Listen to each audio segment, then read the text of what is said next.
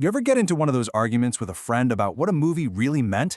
It kind of gets at this huge question. Where does a story's true meaning actually come from? For the longest time, everyone just figured it was with the author. But then, right in the middle of the 20th century, a bunch of thinkers came along with this totally revolutionary idea. Forget the author, forget how the story makes you feel, focus only on the text itself. This is the story of a game-changing idea called New Criticism. Okay, so let's really dig into this, right? I mean, think about it. If you and I read the exact same book, should we get the exact same meaning out of it? Well, the new critics, they would have given you a big, loud yes. And they didn't just believe it, they came up with a whole system designed to get everybody to that one single, unified conclusion.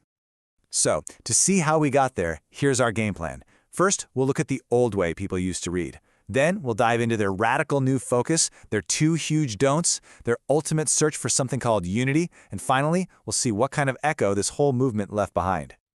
To really get why New Criticism was such a bombshell, you have to understand what it was fighting against. See, before the 1940s, looking at literature was, well, it was a completely different animal. You can see the clash right here on the screen. The old-school way of doing things, what we call biographical historical criticism, basically treated a book like a window. It was a window into the author's private life or the historical period they lived in. People would ask stuff like, so what was going on in Shakespeare's life when he wrote Hamlet? The new critics just totally flipped the script. They said, who cares? For them, the only question that mattered was, what is happening on the page? They didn't see the text as a product of something else. They saw it as a complete, self-contained object.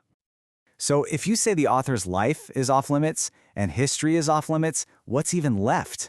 Well, this led to their really radical solution. Treat every poem, every story, like it's its own private island, a self-contained universe with its own rules, its own logic, and its own meaning. And this was their core concept, the autonomous verbal object. I know, it sounds super academic, but the idea is actually pretty simple and really powerful. A poem isn't just a reflection of something, it is the thing. Its meaning isn't brought in from the outside world, it's built, word by word, right there on the page. And it's timeless because it's completely cut off from the historical moment it was born in. Okay, so how do you even analyze this object? You use this technique they pretty much invented called close reading, and it means exactly what it sounds like. You ignore everything on the outside, and you zoom all the way in on these formal elements, the actual building blocks of the text. How does the imagery connect to the metaphors? How does the rhyme scheme make the plot feel a certain way? The answers, they said, were all right there, waiting for you. And they were so intense about this, it led to this idea they called the heresy of paraphrase. Basically, it means you just can't summarize a poem. You can't just say, oh, it's about being sad, because that misses everything. How the poem says it, the specific words, the rhythm, the symbols, is completely tied up with what it's saying. If you change the form, you totally destroy the meaning. Now, to keep their analysis this pure and, in their minds, objective, the new critics came up with two cardinal sins. These were two major don'ts that every single critic had to avoid. These were the absolute rules of the game. First up was the intentional fallacy. This is the mistake of thinking that whatever the author intended is what the text means. Look, if an author tried to write a comedy, but the words on the page actually create a tragedy, then guess what? It's a tragedy. The text is the only thing that gets a vote. And second, there was the affective fallacy, the error of confusing the text with your own personal feelings about it. The sadness you feel, they'd argue, is about you, not about the poem's objective meaning. So by dodging these two big fallacies, they were aiming for what they called intrinsic and objective criticism. The whole goal was to make studying literature more like a science. Your evidence couldn't be some diary entry from the author or your own gut feeling. Nope, it had to be a quote, a symbol, a pattern that anybody could literally point to within the four corners of the page. So what was the point of all this? What was the end game? It wasn't just about making a list of metaphors and symbols. No, the real quest, the ultimate prize for a new critic, was to show how all those little pieces click together to create a single, perfect, unified whole. And they called this goal organic unity. A truly great work of art, they believed, was like a living thing.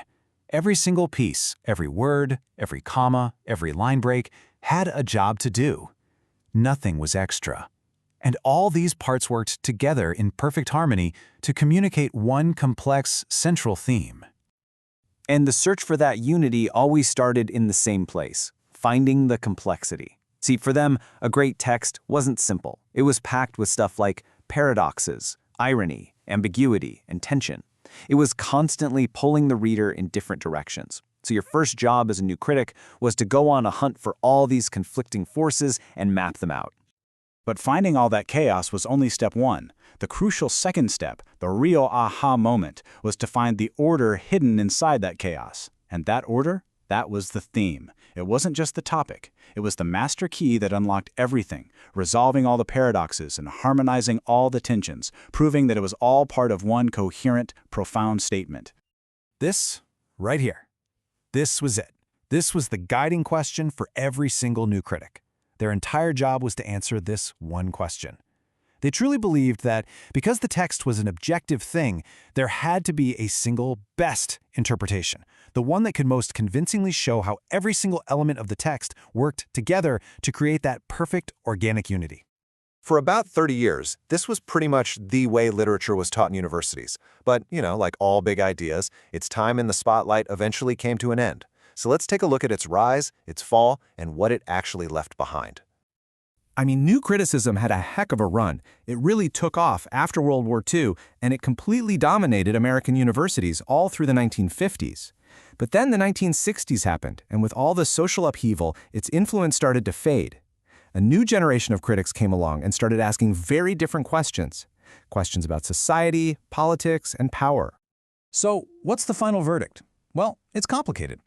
On the one hand, the actual practice of close reading, of paying super close attention to the words on the page, is still a fundamental skill we all learn. You can't be a good reader without it. But the critique against it is a big one. New criticism always claimed to be apolitical because it was just focused on art and beauty. Later critics, though, came back and said, whoa, not so fast. They argued that ignoring a text's social and political context, ignoring issues of class, race, or gender, isn't a neutral act at all. It's a political choice that ends up supporting the way things already are. And this leaves us with a really big question to chew on. New criticism gave us some incredible tools for understanding how a story or a poem works as a piece of art. But by sealing it off from the world, what do we lose? Is it even possible to have a truly neutral, objective reading? Or is focusing only on the page just another way of looking at, or maybe not looking at, the world? It's a question that we're still grappling with today.